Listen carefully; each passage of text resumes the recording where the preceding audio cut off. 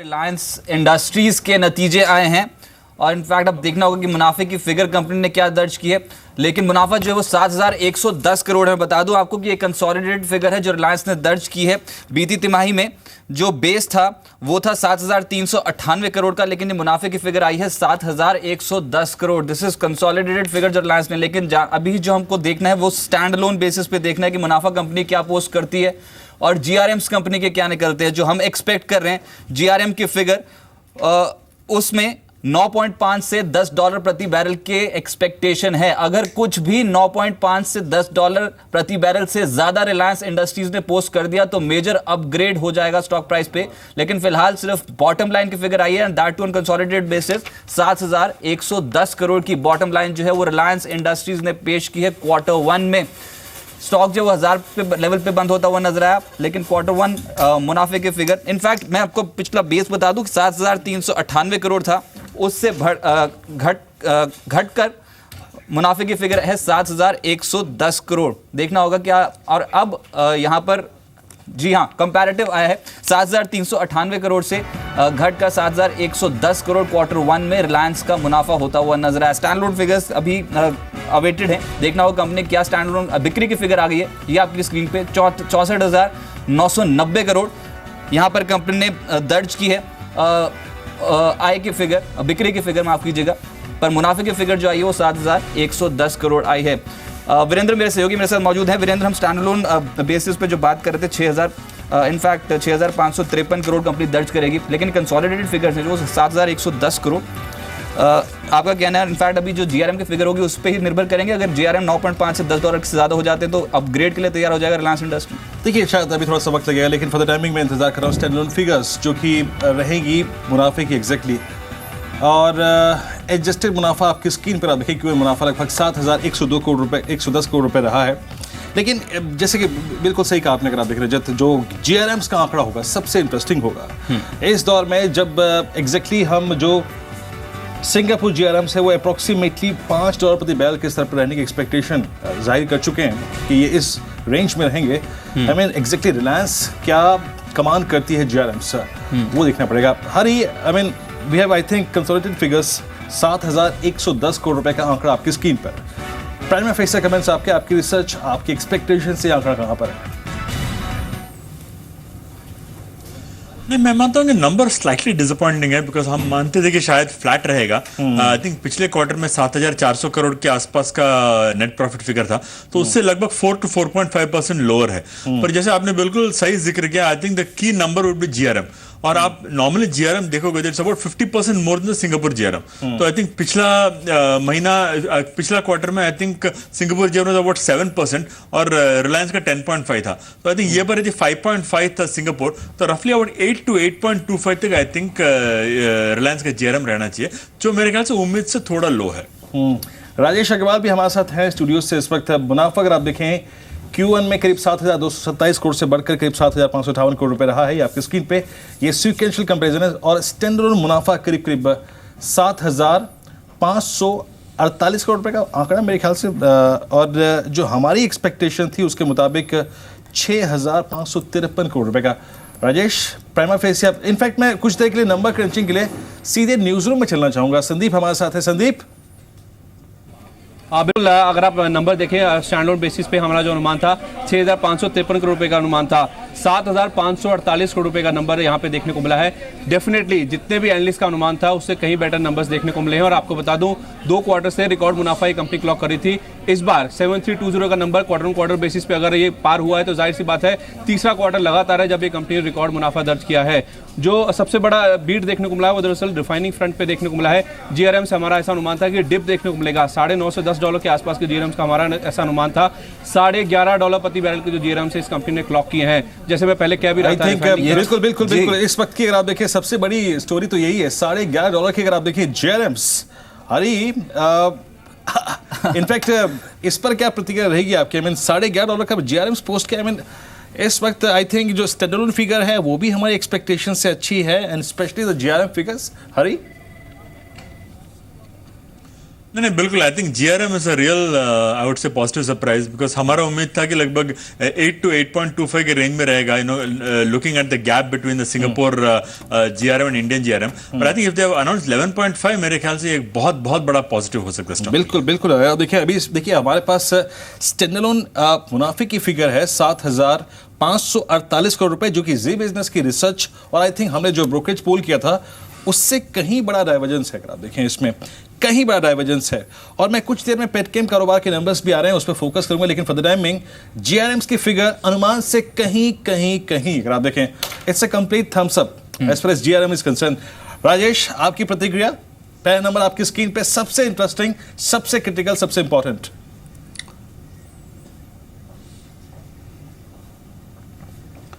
राजेश। वीरेंद्र मैं आपके साथ ही जाना चाहूँगा, it's a complete thumbs up. 11.5 का जीआरएम, 11.5 का जीआरएम। हेलो जी सुन पा रहा हूँ, प्लीज कंटिन्यू। या वीरेंद्र मैं आपके साथ ही जाना चाहूँगा, कंप्लीट थम्स अप है। अगर आप देखें तो 11.5 का जीआरएम अपने आप में बहुत ही शानदार परफॉर्मेंस कही जाएगी क्योंकि पिछले बार अगर आप देखें 10.8 का जीआरएम था। सिंगापुर जीआरएम जो 5 साढ़े 5 के आसपास चल रहा है उसके लिहाज से ये उम्मीद बंदी थी कि 9.5-10 के अंदर ही आएंगे जो भी बहुत हायर साइड में थे और 11.5 वाकई में बहुत ही अच्छी परफॉर्मेंस कही जा सकती है। और कुछ नंबर्स मैं आपको बताता हूँ, इनफैक्ट आप देखें जो एक एक करके आपकी स्क्रीन में आएंगे। मुनाफा करीब 7,000 और देखिए पहली चीज है रिजल्ट्स एक्सपेक्टेशन से काफी अच्छे खासे हैं और नंबर्स आपकी स्क्रीन पे आते जाएंगे। और देखिए जीआरएम 10.8 से और मुनाफा करीब 7,227 करोड़ से बढ़कर ऑलमोस्ट 7,558 करोड़ रुपए और पेटकेम एबिटा अगर आप देखें वो करीब 2920 करोड़ रुपए के आसपास रहा है। तो ये फिगर्स भी काफी अच्छी खासी आई थिंक। एक बार थोड़ा सा पेटकेम की नंबर क्रंचिंग के लिए मैं चलता हूं। देखिए बहुत सारी चीजें भी आनी बाकी हैं। पहले हमने जीआरएम से फोकस किया, अब एग्जैक्टली चलता हूं मैं पेटकेम सेगमेंट पे। आपके पास जो नंबर्स हैं इस वक्त संदीप, एग्जैक्टली पेटकेम डिवीजन में कैसा किया रिलायंस ने इस बार? देखिए अगर वीरेंद्र मैं स्टैंड ऑन बेसिस पे कंपेयर करूं तो जिस तरह से हम कह रहे थे कि वॉल्यूम्स में बढ़ोतरी हुई है क्योंकि कैपेसिटी नई ऑन स्ट्रीम हुई है, उस लिहाज से जो रेवेन्यूज है वो नहीं बढ़े हैं। 19,000 अगर आप 19,552 से देखें तो 19,409 के जो नंबर्स हैं वो देखने को मिला, यानी कि रेवेन्यूज में डिप देखने को मिला है। हालांकि अगर आप सिक्वेंशियल एबिट में देखें जरूर जंप देखने को मिला है। 2720 करोड़ के मुकाबले 2901 करोड़ रुपए के आसपास के जो नंबर्स हैं वो देखने को मिले हैं। तो जाहिर सी बात है जो एबिट मार्जिन है उसमें भी इंप्रूवमेंट देखने को मिला है। लेकिन जितना एनालिस्ट अनुमान करके चले थे क्योंकि इंटायर पॉलीमर चेन अगर आप देखिए और पॉलिएस्टर चेन को देखिए वहां पे मार्जिन्स में स्प्रेड में बड़ा देखने को मिली थी, लेकिन उतना इंप्रूवमेंट यहां पे मार्जिन्स में एबिट फ्रंट पे मुझे सेगमेंटल नंबर्स में नहीं देखने को मिला है। तो जो रिफाइनिंग का कंट्रीब्यूशन है वो एक बीट है और वही नंबर अगर आप देखिए उसी ने मुनाफे को ड्राइव किया है, जिसकी वजह से आप देख रहे हैं मुनाफा हमारे अनुमान से कितना इतना जो बेटर है वो देखने को मिला है। वाकई अगर आप देखें आई थिंक जैसे कि एग्जैक्टली यहाँ पे संदीप ने पॉइंट जो किया, देखिए एग्जैक्टली हम क्या करते हैं कभी कभी जब रिफाइनिंग ठीक नहीं करता तो हम पेटकेम पे एम्फेसाइज करते हैं, पेटकेम ठीक नहीं करता तो रिफाइनिंग। लेकिन एग्जैक्टली हरी आप ये देखिए एक तो ये कि जो एग्जैक्टली जो क्रैक्स थे इस बार आप देखिए, क्योंकि रिलायंस के साथ अच्छी बात यह है कि इनके पास डीजल कंपोनेंट काफ़ी ज़्यादा है। दैट मीन्स इनके पास एक अच्छा जीआरएम मेंटेन करने का बहुत बड़ा स्कोप होता है। लेकिन आई थिंक उस दायरे से भी इन्होंने काफ़ी स्ट्रॉन्ग जीआरएम्स मेंटेन किए और स्पेशली इस दौर में, ऐसे स्पेस में, एक ऐसे दौर में स्पेशली रिफाइनिंग सेगमेंट में कैपिटलाइज करना और उसके जरिए अपने टॉप लाइन को और स्पेशली बॉटम लाइन को काफ़ी स्ट्रॉन्ग रखना, आई मीन क्या बाजार इसको थोड़ा एडवांटेज देगा क्या? देखिए मैं आपको एक ब्रॉड मैक्रो पिक्चर समझाता हूँ। आप इनका लेटेस्ट क्वार्टर का सेल्स और रेवेन्यूज और नेट प्रॉफिट्स देखोगे तो रफली 12% नेट प्रॉफिट मार्जिन दिखा रहा है रिलायंस। और आप ग्लोबली रिफाइनिंग कंपनीज की तुलना करोगे तो आई डोंट थिंक कोई भी रिफाइनिंग कंपनी आपको 12% नेट मार्जिन दे रही है। So that I think straight away is a case for upgrading the valuation of Reliance. दूसरी बात यह है कि आप आने वाले 4 क्वार्टर्स का ईपीएस का अनुमान लगाओगे तो 100 से 110 के बीच में रहेगा। और आज की तारीख में जो प्राइस है 1000 के आसपास है, इट्स अबाउट 9 टाइम्स वैल्यूएशन और हिस्टोरिकली एवरेज वैल्यूएशन 11 to 12 रहा है। तो आई थिंक रिलायंस आज की तारीख में अपने हिस्टोरिकल एवरेज वैल्यूएशन से नीचे कोट कर रहा है। तो मैं मानता हूं कि डेफिनेटली एक valuation upgrade it's ripe for upgrade. पर हाँ इमीडिएटली होगा, कब होगा कहना मुश्किल है, पर definitely stock is ripe for valuation upgrade. Okay, जैसे कि आपने कहा कि डिस्काउंट पे है हरी, आई मीन मैं उसी बात को अगर कंसीडर करते हुए इन नतीजों को और जो प्रीमियम आप पोस्ट नंबर्स देना चाहते हैं एग्जैक्टली मंडे मॉर्निंग या फिर मीडियम टर्म पर्सपेक्टिव से क्या फेयर प्राइस आपके अनुसार बाजार देना चाहेगा रिलायंस को? नहीं, आप एक बहुत सिंपल पी वैल्यूएशन भी इंप्यूट करोगे और if you just discounted by the investments they making, I think 1180 to 1200 मुझे एक फेयर वैल्यूएशन लग रहा है। राजेश, आपकी फेयर वैल्यूएशन, आई मीन अभी बहुत नंबर्स आने बाकी है फ्रैंकली स्पीकिंग। अभी हमारे पास पेटकेम एबिट है जो करीब 2720 करोड़ से बढ़कर 2901 करोड़। आई थिंक ये संदीप, पेटकेम में बॉटम लाइन फ्रंट पे ये जो नंबर्स रहे हैं 2901 करोड़ रुपए के, इसको कैसे देखेंगे आप? मैंने आपको पहले भी कहा, देखिए नंबर्स जो आए हैं उसमें सेगमेंटल एबिट में जरूर इंप्रूवमेंट देखने को मिला है। मार्जिन नो डाउन उसमें थोड़ा सा जो अपटिक है वो देखने को मिला है, लेकिन जैसे मैंने कहा जो एक अपटिक की उम्मीद थी, जिस तरह से वॉल्यूम्स बढ़े हैं, जिस तरह से मार्जिन में खासतौर पर पॉलीमर्स में जिस तरह से इजाफा हुआ था 8 से 16% के आसपास का, वैसा एक जो जंप है वो नहीं देखने को मिला। और उसके साथ साथ आप देखिए रेवेन्यूज देखिए क्वार्टर ऑन क्वार्टर 19,548 से 19,409, तो वॉल्यूम्स बढ़े, उसके बावजूद रेवेन्यूज में एक डिप देखने को मिला है। ये भी समझने लायक बात होगी कि वॉल्यूम्स कितने इस बार देखने को मिले थे, उसका भी कहीं ना कहीं जो इम्पैक्ट है वो सीधे तौर पे नंबर्स पे देखने को मिल रहा है। राजेश, आप क्या कहेंगे? मैं जो इस पेटकेम कारोबार की हम बात कर रहे थे और साथ ही साथ अब रिफाइनिंग कारोबार की हमने बात करी, एक चीज़ जो कि शायद थोड़ा सा इन नंबर से हट के मैं देखना चाहूँगा एग्जैक्टली, वो थी कि आप अपने टेलीकॉम कारोबार को लेकर और कितना स्पष्ट और कितना, अगर आप देखें तो एक स्ट्रॉन्ग रोड मैप देते हैं, उसके बारे में क्या सोचना चाहेंगे, क्या सुनना चाहेंगे आप एग्जैक्टली नंबर्स के बाद?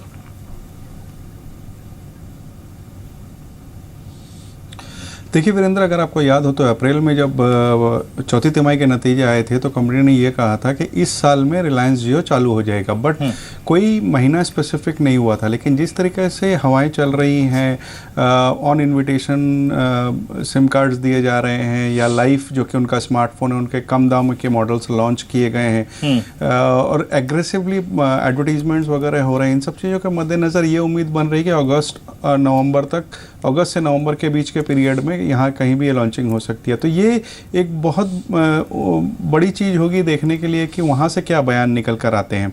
दूसरे अगर आप देखें तो कंपनी का $9 बिलियन के आसपास का एक्सपेंशन प्लान है, जिसमें आधा से ज़्यादा जियो की तरफ है। तो वहाँ से भी क्या व्यू निकल कर आते हैं, ये दो चीज़ें होंगी जो बाजार देखना चाहेगा। अदरवाइज जो मौजूदा नंबर है उस लिहाज से मुझे लगता है 1100 साढ़े 1100 का एक फेयर वैल्यू होना चाहिए। 1150 का एक फेयर वैल्यू। हरी का भी आपने प्राइस सुना targets? Hari exactly, I mean ठीक है, आपने अपने रिफाइनिंग कारोबार को लेकर, आपके पेटकेम कारोबार को लेकर, स्पेशली बॉटम लाइन में पेटकेम कारोबार में काफ़ी अच्छा खासा किया, लेकिन टेलीकॉम वेंचर को लेकर एक क्लियर रोड मैप देने में क्या रिलायंस सक्षम नहीं रहा है, और क्या बाजार इसको थोड़ा सा थम्स डाउन करेगा?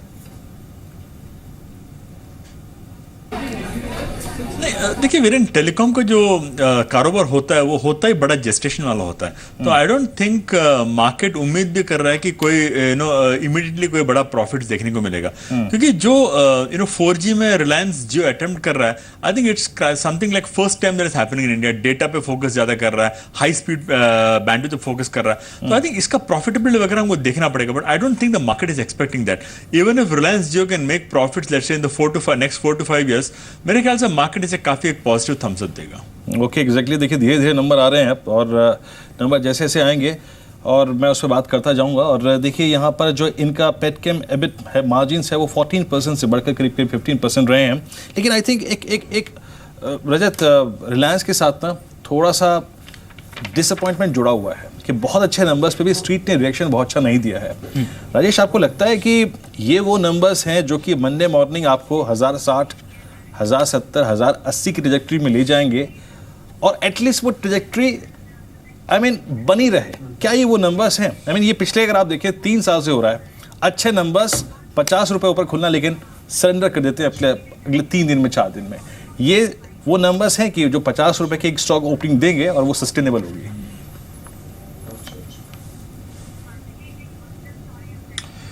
देखिए वीरेंद्र, मैं ये फंडामेंटली ये कह सकता हूँ कि नंबर्स बहुत स्ट्रांग है, आने वाले दिनों में अच्छा जंप हो सकता है। बट इमीडिएट रिएक्शन जो आता है बाज़ार में, वो अगर इमीडिएटली दूसरे दिन बाज़ार खुले तो आता है। रिलायंस के साथ जो आपने कहा कि हमेशा अच्छे नंबरों के बावजूद बढ़त नहीं होती है, वो इस कारण से नहीं होती है मेरे हिसाब से कि शुक्रवार को जब नतीजे आते हैं, शनिवार रविवार बाज़ार बंद रहता है, जो इफेक्ट है पॉजिटिव इफेक्ट वो डाइल्यूट हो जाता है और मंडे ओपनिंग अच्छी नहीं मिलती है। लेकिन इसका मतलब ये नहीं होता है कि कंपनी के नतीजे खराब है। एक बात ये भी समझा दीजिए कि सैटरडे संडे में डाइल्यूट कैसे होता है? अच्छा नहीं खुलता है तो एक्यूमुलेट करना चाहिए। सैटरडे संडे में कैसे डाइल्यूट होता है? अब जैसे आप मान लो आज ही जैसे अब मान लो इन्फोसिस के जो नतीजे आए आज, तो 10% की गिरावट आने लायक नहीं थे, बट क्योंकि एक नीजक रिएक्शन आया और 10% गिर गए। सेम वे वो नीजक रिएक्शन अपसाइड में रिलायंस में नहीं आएगा मंडे मॉर्निंग को। अरे इस नतीजे में आपको क्या फैक्टर अच्छा नहीं लगा? मैं अभी भी कहूंगा मैं कि कम से कम नहीं तो 10 नंबर्स और आने बाकी है, मैं उसका जायजा लूंगा संदीप के साथ। लेकिन अच्छा एग्जैक्टली क्या नहीं लिया जिसको लगा आपको, जिसको शायद आप थोड़ा सा नेगेटिव लेके चल रहे हैं इसमें? नहीं, आई थिंक अच्छा नहीं लगा कहने लायक तो कुछ है नहीं, क्योंकि जो भी की नंबर्स आए हैं, यू नो, टॉप लाइन हो, बॉटम लाइन हो, ग्रोथ हो, यू नो, प्रॉब्ली जीआरएम्स हो, पेटकेम मार्जिन्स हो, मेरे ख्याल से सभी काफी पॉजिटिव रहे हैं। तो मुझे नहीं लगता कि यू नो कोई भी कंसर्न का उम्मीद है, there is any worry, at least as of now तो मुझे डेटा में कोई प्रॉब्लम नहीं लग रहा। जो बाकी डेटा वो देखना पड़ेगा, टेलीकॉम, रिटेल वगैरह देखना पड़ेगा, बट आई थिंक अदरवाइज मुझे तो काफी अच्छा लग रहा है नंबर्स। ओके, अगर आप देखिए अभी तो जितने नंबर्स आए ना रजत, फ्रेंकली स्पीकिंग पहले आंकड़े ने, मुनाफे की फिगर ने स्ट्रीट की एक्सपेक्टेशन से अगर आप देखें अच्छा नंबर दिया। फिर जीआरएम्स स्ट्रीट का जो एक्सपेक्टेशन था उसका हायर एज उससे भी ऊपर चला गया। और जैसे कि संदीप ने कहा कि जो पेटकेम कारोबार है वहाँ पे एबिटा फ्रंट पे, बॉटम लाइन फ्रंट पे इन्होंने काफ़ी अच्छा खासा कामकाज किया। संदीप, आपके पास कुछ और नंबर्स आए हैं, प्लीज़ अगर आप कुछ क्रिटिकल नंबर्स बता सकें। मेरे में 2 नंबर आपके साथ शेयर करना चाहता हूं। अगर आप इसमें इन्वेंट्री का डाटा देखें तो पिछली तिमाही में जहां 2635 करोड़ रुपए के आसपास का एक्सपेंस या तो फिर लॉस था, उसके सामने अगर आप देखिए 1734 करोड़ रुपए के आसपास का गेन इस बार आपको नंबर्स में नजर आएगा। तो सीधे तौर पे जैसे मैं कह रहा हूँ कि इतना नंबर जो रिफाइनिंग मार्जिन फ्रंट पे ऊपर आया है वो केवल इन्वेंट्री की वजह से, क्योंकि मैं जैसे अनुमान के दौरान कह रहा था $10 के आसपास की लाइक टू लाइक बेसिस, यानी Q4 से लेकर Q1 के एंड तक क्रूड के प्राइसेस में $10 के आसपास की बढ़त आई और एनालिस्ट ऐसा मान रहे थे $1 से $1.5 प्रति बैरल के आसपास के इन्वेंट्री गेन्स आएंगे। इन नंबर्स को देख के लगता है कि शायद $2.25 के आसपास के जो इन्वेंट्री गेन्स हैं वो शायद इन नंबर्स में आए हैं, जिसकी वजह से जो जीआरएम का आंकड़ा है वो इतनी ऊपर देखने को मिला है। दूसरी बात, पिछली तिमाही में अगर आपको याद हो तो क्वालिटी ऑफ अर्निंग्स की बात हम कर रहे थे। अदर इनकम में 3 से 4 क्वार्टर में बढ़त के बाद पिछली तिमाही में अदर इनकम में कमी देखने को मिली थी। संदीप, मैं आपको रोकना चाहूंगा। मिस्टर प्रेश जैन हमारे साथ है इस वक्त बात करने के लिए। प्रेश, नमस्कार, कार्यक्रम में स्वागत है। रिलायंस के नंबर, आई थिंक एक तो बॉटम लाइन फ्रंट पे EBIT margins in the petchem segment and especially the gross refining margins, I mean $11.5 के पोस्ट करना, I mean सबसे ज़्यादा सरप्राइजिंग क्या लग रहा है आपको इसमें प्रेश? डेफिनेटली जीआरएम्स में जो हमारा एक्सपेक्टेशन था कि करीबन $9.5 से $10 के बीच में आएंगे, उसके कंपैरिजन में जो $11.5 के ऊपर का जो जीआरएम दिया है वो डेफिनेटली मोस्ट सरप्राइजिंग है।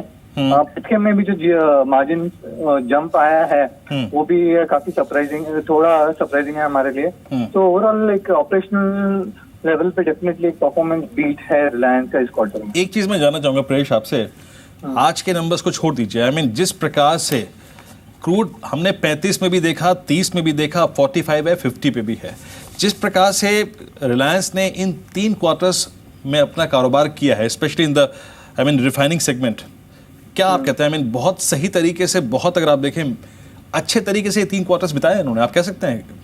डेफिनेटली बहुत ही बेहतर परफॉर्मेंस किया है कि जिस तरह से क्रूड में वोलेटिलिटी रही है और प्रोडक्ट प्राइसेस में वोलेटिलिटी रही है।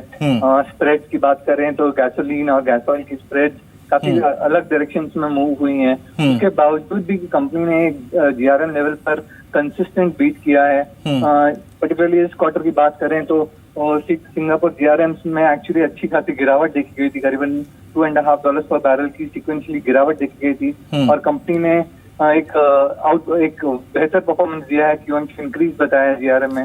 और इवन पेटकेम में भी बात करें तो कंसिस्टेंट एक बीट कर रही है इंडस्ट्री को कंपनी मार्जिन के लेवल पर। तो एक ऑपरेशनल लेवल पे जो थोड़े कुछ पीरियड तक जो एक लैक्यूनी जैसा था रिलायंस के लिए कि परफॉर्मेंस थोड़ी वीक थी परफॉर्मेंस ऑपरेशनल लेवल पर, वो एक कंसिस्टेंसी आ गई है और एक स्ट्रेंथ दिख रहा है कंपनी के परफॉर्मेंस में। मेरे सहयोगी संदीप भी आपसे प्रश्न पूछना चाहते हैं। संदीप प्लीज। प्रेश, मैं आपसे ये जानना चाहता हूँ, क्वालिटी ऑफ अर्निंग्स की बात हम करते हैं रिलायंस में हमेशा। पिछले क्वार्टर में भी हमने देखा था जो अदर इनकम का आंकड़ा है उसमें कमी देखने को मिली थी, उसके बावजूद भी रिकॉर्ड मुनाफा इस कंपनी ने क्लॉक किया था। इस बार भी अगर आप देखिए 2141 करोड़ से घटकर 2033 करोड़ के आसपास के sequential number other income front पे पोस्ट किए गए हैं। तो क्वालिटी ऑफ अर्निंग्स के लिहाज से अगर आप देखें नंबर्स को आप किस तरह से देखते हैं, क्योंकि ओवरऑल तो हम देखते ही हैं कि रिफाइनिंग सेगमेंट क्योंकि बड़ा सेगमेंट है, वहां से अगर अच्छे नंबर आते हैं तो नंबर्स में बीट देखने को मिलता है। लेकिन जिस तरह से क्वालिटी ऑफ अर्निंग्स इंप्रूव हो रही है, क्या ये एक री रेटिंग का केस बनता है रिलायंस के लिए गोइंग फॉरवर्ड? डेफिनेटली एक रीरेटिंग केस बनता है। और अदर इनकम की बात करें तो कंपनी का भी कैश जो कंपनी लेके बैठी थी वो अब यूज हो रहा है कंपनी के लार्ज स्केल प्रोजेक्ट्स में, जो है पेटको गैसिफिकेशन और गैस क्रैकर, इन प्रोजेक्ट्स में जो इम्प्लीमेंटेशन हो रही है, तो कैश का अब यूटिलाइजेशन हो रहा है और ये प्रोजेक्ट अगले साल से कंट्रीब्यूट करना चालू करेंगे मीनिंगफुली प्रॉफिट में भी, तो और इम्प्रूवमेंट आएगा क्वालिटी ऑफ अर्निंग्स में आगे जाकर, इन ऑपरेशनल परफॉर्मेंस आएगा। तो डेफिनेटली एक री रेटिंग का रीजन बनता ही है रिलायंस में। प्रेश, आप मीडियम टर्म टारगेट्स क्या लेके चलेंगे रिलायंस पे इसके बाद, इन नंबर्स के बाद? प्रेश, रिलायंस टारगेट हमारा 1 साल के लिए और वो हम मेंटेन करेंगे। प्लीज मिस कर दिया मैंने, वो आपका ऑडियो में कोई दिक्कत थी, प्लीज जरा एक बार फिर से दोहराएंगे अपनी बात? हाँ, रिलायंस का हमारा 1 साल का टारगेट है 1250 और वो हम मेंटेन करेंगे with by recommendation. Short term में कैसा लगता है? आई मीन शॉर्ट टर्म में पोस्ट नंबर्स मार्केट का रिएक्शन कैसा होगा आपको लगता है, जो मंडे मॉर्निंग या फिर ट्यूसडे तक और माइट भी अगले हफ्ते? प्रेश, मार्केट ओपनिंग तो मार्केट में मंडे को तो डेफिनेटली एक पॉजिटिव ओपनिंग दिखनी चाहिए, और लेकिन अभी रिसेंटली जीआरएम्स में काफी ड्रॉप देखा गया है, तो वेदर वो सस्टेन होता है और कम मैनेजमेंट की क्या कमेंट्री होती है इस एनालिस्ट मीट में, तो उस पर एक व्यू मिलेगा कि आगे जियो में किस तरह से डेवलपमेंट हो रही है, वो एक बहुत क्रिटिकल फैक्टर है। तो मैनेजमेंट कमेंट्री के ऊपर काफी कुछ डिपेंड करेगा आगे का स्टॉक प्राइस में। शुक्रिया प्रेश, आपने करीब करीब मीडियम टर्म में मान के चलो तो आपने टारगेट करीब 1250 का दिया है और मंडे मॉर्निंग भी आप एक स्ट्रॉन्ग ओपनिंग की बात कर रहे हैं। लेकिन हरी एक चीज़ और है ना, ठीक है मंडे मॉर्निंग ये मान लीजिए गैप अप ओपनिंग हो भी जाती है, लेकिन आज की तारीख में एक डिस्कशन स्ट्रीट पे और हो रहा है, और वो आई थिंक डिस्कशन बहुत ज़्यादा हो रहा है कि बेटर चॉइस क्या है राइट नाउ। आप बीपीसीएल, एचपीसीएल, आईओसी पे एम्फेसाइज करें या फिर आप ओएनजीसी या रिलायंस पे एम्फेसाइज करें, और अगर आप ओएनजीसी और रिलायंस पे एम्फेसाइज भी करते हैं तो रिलायंस बेटर चॉइस है या फिर ओएनजीसी बेटर चॉइस है इस वक्त?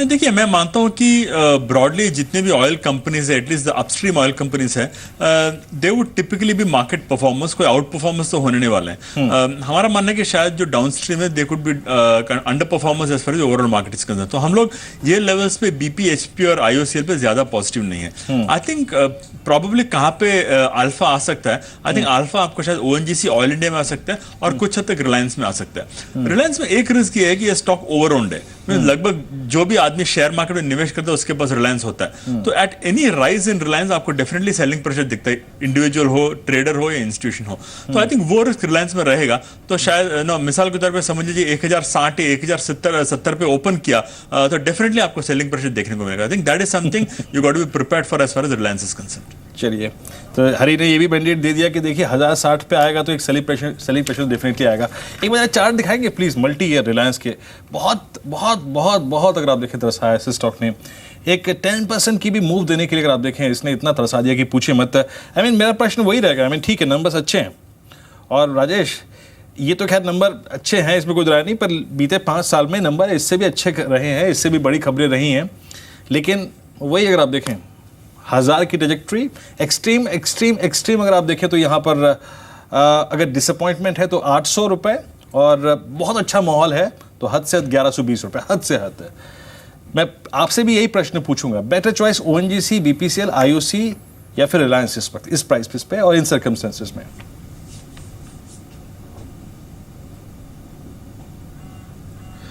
देखिए रिलायंस वैल्यूएशन के लिहाज से डेफिनेटली रहेगा, क्योंकि 10 के पी पे मार्केट लीडर आपको मिल रहा है, जहां सेफ्टी आज 8500 के लेवल पे, जहां बहुत ज़्यादा ओवर हीटिंग की बातें हो रही है, आपको रिलायंस में एक सेफ्टी नेट मिलता है। जैसा कि आपने भी कहा कि बहुत ज़्यादा माहौल ख़राब होगा 900 रुपये तक ये जा सकता है, तो आपको मैक्सिमम रिस्क 10% का है, अपसाइड रिस्क कम से कम 20 से 25% का बनता है आने वाले 1 साल में, तो रिलायंस एक पहली पसंद रहेगी। और जहाँ तक ऑयल मार्केटिंग कंपनी की बात है, मैं समझता हूँ कि एचपीसीएल बहुत ही सस्ते वैल्यूएशन पे मिल रहा है, 10 के आसपास के पी पे है, अच्छा डिविडेंड देता है, और जिस तरीके की उनकी एक्सपेंशन प्लान है उसे देखते हुए मुझे वहाँ भी एक अच्छी उम्मीद है। तो मैं कहूँगा किसी को ऑयल एंड गैस में लगाना हो, आधे पैसे रिलायंस में और आधे एचपीसीएल में लगा लें। इस बीच मुकेश अंबानी का एक स्टेटमेंट भी आया, अगर आप देखें इस पर उन्होंने कहा कि विश्व भर में इस वक्त अगर आप देखें अनिश्चितता का माहौल है और इस अनिश्चितता के माहौल में अगर आप देखें जो परफॉर्मेंस रही है Q1 में वो कंपनी के हर लिहाज से अगर आप देखें शानदार रही है। और उन्होंने कहा कि जो क्योंकि हमारा टेक्निकल नोन हाउ है और क्रूड प्रोसेस करने का जो तरीका है उसके चलते हम इतने स्ट्रॉन्ग GRMs कमांड कर पाए हैं। और बॉटम लाइन के फ्रंट पर अगर आप देखें कंपनी की परफॉर्मेंस इस बार बेहद शानदार रही है। तो ये इस वक्त मैनेजमेंट की टिप्पणी थी। संदीप, मैंने आपको एक जगह थोड़ा सा रोका था, एग्जैक्टली कुछ क्रिटिकल नंबर्स के बात कर रहे थे आप, प्लीज वो नंबर्स फिर से बताएंगे जरा एक बार। संदीप, आई थिंक संदीप से बात। लेकिन जो ग्लोबली देखें, अगर पेयर कंपैरिजन भी करें वीरेंद्र, तो ग्लोबल ऑयल जो डिमांड में स्लो डाउन देखने को मिल रहा है। इनफैक्ट ग्लोबल रिफाइनिंग कंपनियां जो हैं वो इतना बेहतर प्रदर्शन नहीं कर रही हैं जितना रिलायंस इंडस्ट्रीज कर रही है। आप देखिए ना सिंगापुर मार्जिन्स कितने हैं, अप्रोक्सीमेटली आप देखिए $5 पर रहे। और आप उससे भी प्रीमियम $6.5 का इसमें कोट कर रहा है Reliance Industries, that is too good. इसमें जो रिपोर्ट में और अब जो पैरेलल रेवेन्यू स्ट्रीम टेलीकॉम कारोबार से निकल के आएगी वो एक अलग। तो रजत, सबसे बड़ी बात क्या है ना, रिलायंस के पास खूबी क्या है, जैसे कि अभी मिस्टर अंबानी का भी स्टेटमेंट था कि क्रूड प्रोसेस, हैवी क्रूड जो होता है ना, जो खराब क्रूड होता है उससे भी अगर आप देखें एक अच्छे प्रोसेस के चलते आप एक अच्छे प्रीमियम्स कमांड करने में सक्षम रहते हैं। तो वो महारत अगर आप देखें आई थिंक रिलायंस के पास ही है। आई थिंक कुछ देर में मिस्टर नरेंद्र तनेजा जुड़ेंगे हमारे साथ। मुझे याद अच्छी तरीके से लास्ट क्वार्टर के नंबर्स पे भी मिस्टर तनेजा का मैंने कमेंट लिया था। उस वक्त स्थितियाँ क्या थी, उस वक्त आपका क्रूड था लगभग $40 प्रति बैरल के स्तर पे। उस वक्त भी रिलायंस ने उस स्थिति को काफ़ी स्ट्रांगली मैनेज किया था। और आई थिंक वही बात है ना, मैंने प्रेस से पहला प्रश्न क्या पूछा था, यही तो पूछा था कि Q2, Q3, Q4 और ऑलमोस्ट Q1 तक आते आते आपने एक ऐसे दौर से आप गुजर रहे हैं जब क्रूड ऑलमोस्ट 30 तक भी गया, 35 तक भी गया। Hari, would you like to say something on this कि जिस प्रकार से इन्होंने Q3, Q4 और Q1 निकाला है, सबसे मुश्किल दौर था अपस्ट्रीम कंपनियों के लिए दौर।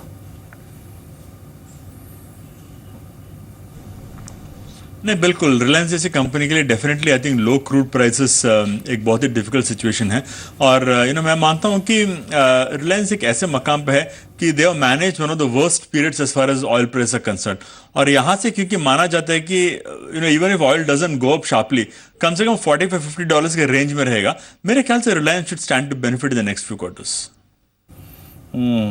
चलिए, इस बीच आई थिंक नंबर्स को मैं एक बार फिर से दिखाता हूँ प्लीज़ व्यूअर्स को, जो लोग अभी भी अगर आप देखें टीवी से जुड़े हैं, नंबर्स कैसे रहे जरा प्लीज़ एक बार हाइलाइट्स पर आइए। एग्जैक्टली रिलायंस की जो नतीजों के हाइलाइट्स रही हैं। प्रॉफिट अगर आप देखें तो ऑलमोस्ट स्ट्रीट की एक्सपेक्टेशन से कहीं बेहतर रहा। या आपकी स्क्रीन पर अगर आप देखें तो आंकड़ा 7,464 करोड़ रुपए का। और अगर आप नतीजों की बारीकियों को देखें ऑलमोस्ट इसके बाद अगर आप देखिए और कुछ नंबर्स पे आइए, यहाँ पे आपकी सेल्स अगर आप देखें करीब 64,990 करोड़ रुपए, करीब 0.8% बढ़ के 60,252 करोड़ से। और अगर आप सेल्स के बाद अगर आप सबसे क्रिटिकल फैक्टर पे आए, दैट इज GRMs, ये अगर आप देखें सेल्स आपकी स्क्रीन पे, gross refining margins, I think देखिए जो हमारी रिसर्च की एक्सपेक्टेशन थी वो थी अप्रोक्सीमेटली यही करीब 9.5 से 10, 8.8 से अगर आप देखिए 9.5 9.5 से 10, 9.5 से 10 अगर होता। मैं एग्जैक्टली और बड़े लेवल पे बात कर रहा हूँ, जो भी मैंने बात की थी लोगों से और दूसरे हाउसेस की रिपोर्ट, लेकिन सबकी अगर आप देखें रिपोर्ट सबकी एक्सपेक्टेशन से कहीं अच्छा ही आंकड़ा रजत। स्ट्रॉन्ग नंबर्स रिपोर्ट कर दिए रिलायंस इंडस्ट्रीज ने। GRM $11.5 और ये तब जब सिंगापुर GRM 34% टूटे हैं बीती तिमाही में। सिंगापुर GRMs जो बेंचमार्क माने जाते हैं एशिया में, वो $5 प्रति बैरल हैं। रिलायंस इंडस्ट्रीज के GRM है $11 प्रति बैरल। तो एक स्ट्रॉन्ग नंबर, इसी के चलते जो है रेटिंग अपग्रेड हो जाएगी और सोमवार की ओपनिंग जो है वो पॉजिटिव होने की उम्मीद है। और अभी जो भी जानकार हमारे साथ जुड़ रहे हैं वो 1150 से लेकर 1250 एक और उन्होंने कहा कि जो अमेरिका में शेल गैस कारोबार है वो इस वक्त काफ़ी चुनौतीपूर्ण स्थिति में है। उन्होंने ये भी कहा है अगर आप देखें, और ये भी कहा कि GRMs हमने काफ़ी स्ट्रॉन्ग कमांड किए हैं, लेकिन शेल गैस कारोबार को लेकर उन्होंने कहा कि वाकई वो कारोबार जो है इस वक्त काफ़ी चुनौतीपूर्ण स्थिति गुजर रहा है। और ये इनफैक्ट KG-D6 के जो आउटपुट है उसको लेकर, गिरते हुए आउटपुट को लेकर उन्होंने कहा कि ये एग्जैक्टली कुछ प्राकृतिक कारणों से अगर आप देखें कम हुआ है। एग्जैक्टली ऐसा कोई नहीं है कि मंशा थी, हालांकि ये सब जानते हैं कि एग्जैक्टली वो इस वक्त KG-D6 से जो अपना आउटपुट है वो क्यों घटा रहे हैं। अरे फाइनल रिमार्क्स आपसे चाहूँगा। Exactly Monday morning if you are holding Reliance, what exactly will do at 1060 if ये 1060 पे खुलता है, और अगर आपका प्रॉफिट बुक करने का मूड नहीं है या फिर अगर आप 40 रुपए से संतुष्ट नहीं है तो आप इसे कब तक रखना चाहेंगे? देखिए जनरली जो रिलायंस के पुराने इन्वेस्टर्स है वो स्टॉक को कभी बेचते नहीं है। मैं ऐसे काफ़ी इन्वेस्टर्स को जानता हूं जो शायद पिछले 15-20 साल से रिलायंस होल्ड कर रहे हैं और कभी उसे बेचने की बात नहीं करते। तो आई थिंक उन इन्वेस्टर्स के लिए तो वॉट एवर आई रेकमेंड वो रिलायंस स्टॉक को होल्ड करेंगे, बिकॉज उनका जो डिविडेंड यील्ड है वही बहुत अट्रैक्टिव था। I don't think that's going to make a difference to them. जहाँ तक ट्रेडर्स का सवाल है, आई थिंक मेरे ख्याल से फॉर एनी ट्रेडर यदि आपको 40 रुपए का अपसाइड मिल गया तो I would suggest that you should take the money off the table, क्योंकि ये एक ऐसा स्टॉक है जो ओवर ओन्ड है, जैसे मैंने कहा था, और ओवर ओन्ड स्टॉक से आपको हायर लेवल्स पे डेफिनेटली सेलिंग प्रेशर दिखेगा। तो I think if you get 40-50 rupees on Monday morning, मैं तो मानता हूँ आपको प्रॉफिट लेके बाहर निकल जाना चाहिए। हरीश, शुक्रिया आपका। राजेश, आप फाइनल मैंडेट क्या देंगे for Monday morning and for medium term prospective? देखिए, मीडियम टर्म प्रोस्पेक्टिव से तो मैं समझता हूँ कि खरीदारी करनी चाहिए। टारगेट वही मेंटेन करूँगा, 1150 से 1200 के बीच के टारगेट को लेके चले। जैसे हरी ने कहा कि रिलायंस एक ऐसा स्टॉक है जो निवेशक कभी बेचता नहीं है। मैं भी ये कहूँगा कि अगर तिमाही दर तिमाही स्ट्रॉन्ग नंबर्स आते रहते हैं तो ज़रूरत क्या है बेचने की, आप टारगेट को रिवाइज करते रहिए। शॉर्ट टर्म के लिए 1070, 1080 का एक आंकड़ा रहेगा जहां पर मुझे लगता है कि एक बिकवाली आएगी। अगर 1100 के ऊपर अगर स्टॉक निकल जाता है तब मैं समझता हूं वहां से 50-60 रुपए की और तेजी बन जाएगी। चलिए राजेश, बहुत बहुत शुक्रिया आपका इस कार्यक्रम में शामिल होने के लिए। तो रिलायंस ने थोड़ा, अगर आप देखें, स्ट्रीट को खुश होने का मौका दिया है। हालांकि रिलायंस के साथ जो हिस्ट्री, इतिहास है ना, वो अच्छा नहीं है। 1040, 1060, 1080 यहाँ पर अक्सर काफ़ी बिकवाल आ जाते हैं। तो एक बहुत बुरे दिन के बाद, I mean as far as earning is concern, Infosys के बहुत बुरे नंबर्स के बाद आई थिंक आपके पास रिलायंस एक अच्छा नंबर है।